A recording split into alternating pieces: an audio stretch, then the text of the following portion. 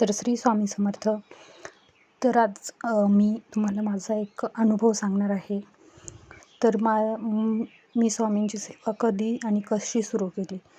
तर माझ्या मनात खूप दिवसांपासून असं स्वामींविषयी स्वामींची सेवा करावी, कुठेतरी स्वामी चरित्राचं मी पारायण करावं, असं मनामध्ये सारखं यायचं मोबाईलमध्ये पाहून. आणि तसं पण मला स्वामींबद्दल असं आकर्षण निर्माण झालं होतं. आणि म्हणून एक नशा ज्याच्यामध्ये की माणूस असं सतत तेच विचार करतो. तसंच मला स्वामींचा छंद आणि एक स्वामी नामाचं वेड लागल्यासारखं झालं होतं. आणि स्वामींचे कधी 11 गुरुवार करते असं मनामध्ये सारखं सारखं यायला लागलं. पण माझ्याकडे स्वामींचा फोटो नव्हता, जपमाळ नव्हती, स्वामी चरित्र नव्हतं. फक्त मनामध्ये सारखं स्वामी स्वामी असं यायला सुरुवात झाली. आणि कुठल्या तरी संकटाच्या अगोदर देव आपल्याला चाहूल देतोच. तसंच माझ्या बाबतीतही झालं. मला सतत म्हणजे स्वामींबद्दल आकर्षण वाटायला लागलं. मग मी ठरवलं की मी जपमाळ आणि पुस्तक घेऊन यायचं पारायणाचं, स्वामीचरित्र, आणि मग आपण आपली पूजा सुरू करायची. पण काही केलं, मला ते पुस्तक मी एक वेळा घरच्या यादीमध्ये लिहून दिलं, पण ते देखील मला मिळालं नाही. आणि मला एकटीला घराच्या बाहेर पडणं शक्य नाही आहे, कारण आम्ही शहरापासून लांब राहतो. मग माझं असं बाहेर जाणं पण होईना गेलं. मग कसं स्वामींचं पुस्तक वगैरे मला भेटणार, ह्याचा मला सारखा विचार यायचा. आणि मार्गशीर्ष महिन्यातले गुरुवार सुरू होते, लक्ष्मी देवीचे शेवटचा गुरुवार तर होऊन गेला. आता असं वाटायचं की लगेचच हे गुरुवार आहेत, तर आता मी पुढच्या गुरुवारी लगेच स्वामींचं, महालक्ष्मीचे गुरुवार संपलेत, आता स्वामींचं गुरुवार करावं, पारायण करावं असं वाटत होतं. पण तर पुस्तक नाही, जपमाळ नाही आहे, मग कसं करणार, फोटो नाही आहे, पूजा मांडण्यासाठी तर आपल्याकडं साहित्यच नाही आहे असं वाटायचं, पूजेचं काही साहित्य नाही आहे. त्यानंतर अचानक माझं माहेरी जाण्याचा योग आला. आदल्या दिवशीच चुलती आजारी होते, त्यांना भेटण्यासाठी जायचं होतं. आणि मग तिकडं गेल्यानंतर तिथं गेल्यानंतर माझा भाऊ पण तिकडे आलेला. त्याला मी बोलले की मला थोडंसं सामान घ्यायचं आहे, मला गाडीवर घेऊन जाशील का बाहेर. तर तो बोलला ठीक आहे. तो एवढा सहजासहजी लवकर मानत नसतो, कारण त्याला पण प्रवास करून आल्यावर थकल्यासारखा होतो. पण तो त्या दिवशीही पटकन हो बोलला. आणि मग आम्ही बाहेर गेल्यानंतर आम्ही 2-3 दुकानात पाहिलं, तर ते कुठंच म्हणजे दुकानं उघडीच नाही, तिथं बंद, एका ठिकाणी भेटलं नाही. मग नंतर म्हटलं चल आपण महाराजांच्या मठामध्ये जाऊ, स्वामी समर्थांचा मठ आहे. आम्ही मठसुद्धा माहीत नव्हता. मग मठ विचारत तिथे गेलो. तिथे गेल्याच्या नंतर मठाच्या समोर साहित्य सामग्री दुकान होतं, ते पण बंद, तिथे पण लॉक लावलेलं. आता काय करणार, आता आपल्याला जे पाहिजे ते इथून मिळालं असतं. खूप आशा होती की मठातून मिळेल, तिथे दुकानामधून मिळेल, पण कुठलं मिळलंच नाही. नंतर म्हटलं आता आलोच आहोत तर महाराजांचं दर्शन घेऊन जाऊया. मग आतमध्ये गेले. स्वामींचं दर्शन घेण्यासाठी मी पाय वगैरे धुवून पायावरती पाणी वगैरे घेतलं आणि आत चालतच होतो. तोच आमच्या पुढे एक व्यक्ती, त्या पण आतमध्येच जात होता, माणूस होता. असे थोडे वयोवृद्ध होते, खूप नव्हते.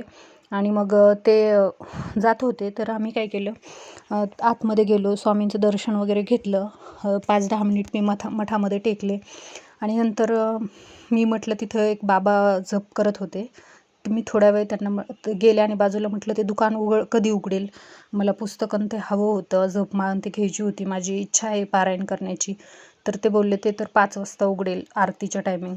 आणि आम्ही तर 3-3:30च्या गाडीने लगेच रिटर्न येणार होतो. मी तर तिथं नाही 5 वाजेपर्यंत थांबू शकत. मग आता काय करायचं. आता पण म्हणजे शेवटची आशा पण संपले असं वाटलं की एवढं लांबून आलो आहे आणि हीच संधी होती आपल्याला घेण्याची, ती पण आता हातातून जाते की काय मनामध्ये वाटलं. पण स्वामींच्या मूर्तीकडे पाहिलं मी, स्वामींच्या फोटोकडे मठात. आणि तेवढ्यात दुसरे ते जे आम्ही आत येत होतो त्याच वेळेस ते आलेले. ते काका बोलले की काय पाहिजे ताई. तर मी बोलले की मला स्वामी समर्थांचं पारायण करण्याची इच्छा आहे आणि माझ्याकडे जपमाळ आणि स्वामीचरित्र नाही आहे. तर ते बोलले की मग त्यात काय एवढं, तू इथे जे स्वामी समर्थांच्या मठामध्ये जे रॅक होतं, त्या रॅकवरती स्वामी समर्थांची पारायणाची पुस्तकं, जपमाळ तिथं अडकवलेल्या होत्या. ते मला बोलले तिथालची एक माळ आणि एक पुस्तक घेऊन जा. मी म्हटलं पण देवाच्या इथालचं म्हणजे इथं भक्त वाचण्यासाठी येतात, ते मी कसं घेऊन जाऊ शकते कोणाची आज्ञा नसताना. पण ते बोलले की नाही, तू चांगल्याच कामासाठी आणि सेवेसाठीच घेऊन जाणार आहेस ना, मग तू जाऊ शकतेस. तुला काही जे दक्षिणा द्यायची ती स्वामी समर्थांच्या समोर त्यांचं दर्शन घे, त्यांच्यासमोर हे हे ठेव आणि घेऊन जा तू. आणि काय टाकायची आहे ती दक्षिणा पेटीमध्ये स्वामी समर्थांना देऊन जा, असं ते काका मला बोलले. मी तिथे ते पुस्तक चेक करतच होते. स्वामी चरित्र पुस्तक माझ्या लवकर लक्षात येईना तो ग्रंथ. तर मी म्हटलं, नाही हो काका, ह्याच्यात तर ते पुस्तक नाहीच आहे. ते मला स्वतः त्यांनी उघडून दाखवलं, अध्याय खोलून दाखवले आणि जपमाळ आणि पुस्तक माझ्या हातामध्ये दिलं.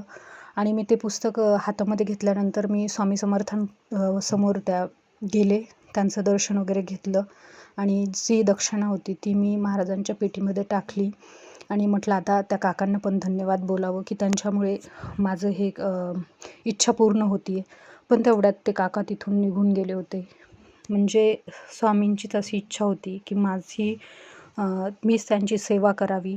आणि मग आम्ही लगेच तिकडे फोटो भेटतात तिकडे त्या साईडला जाता जाता आम्हाला लगेच एका दुकानामध्ये स्वामींचा गिफ्ट शॉपी होती, तिथून स्वामींचा फोटो मला मिळाला. आणि म्हणजे एवढी आनंदी झाले मी की तो आनंद गगनात मावत नव्हता. म्हणजे महाराजांनी माझी इच्छा पूर्ण केली. त्यांनी त्यांचं दर्शन तर दिलंच, मला मठामध्ये नेलं आणि स्वतः त्यांच्या हाताने मला स्वामी चरित्र आणि जपमाळ दिली. हे एवढं मोठं भाग्य की आज स्वामी समर्थांच्या मठातून मला ही परिचिती येणं आणि त्यांच्या हातातून थेट मला हे स्वामी चरित्र आणि जपमाळ मिळणं आणि कुठे ना कुठेतरी स्वामींनीच त्यांच्या रूपात येऊन मला हे दिलं असावं. त्यांचीच इच्छा होती की मी त्यांची सेवा करावी. हा अनुभव आवडल्यास चॅनलला लाईक आणि सबस्क्राईब करा.